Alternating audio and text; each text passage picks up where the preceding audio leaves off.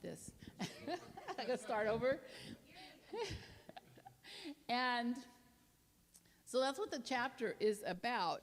But it's very interesting. This last part, it's the people in Antioch, which were the Gentiles, all right, were moved to support God's people in Jerusalem, which were the Jews, all right, even though they were being affected by the same famine, all right.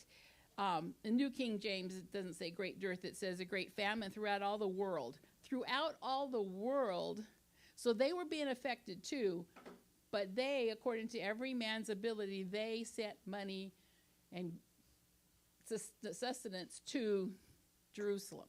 I think that's interesting. It's a very thing, and it's giving from conviction, not convenience, because they were going to be in this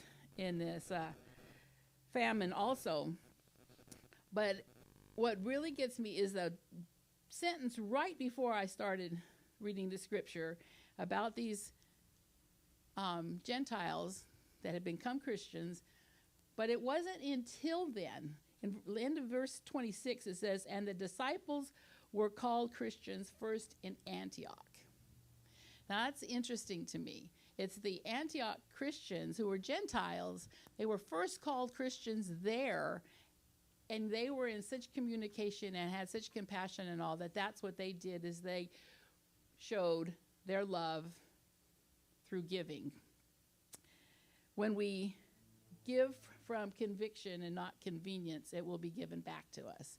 And I just love that that's what the relationship, even though Barnabas and Saul and Peter were all talking about whether Jews or Gentiles could be, followers of Christ, they knew, they were convicted, they gave out of their love and their heart. And I just think that's great that that's when they were first called Christians.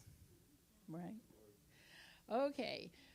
Here at the Revival Center, we do receive our tithes and offerings separately.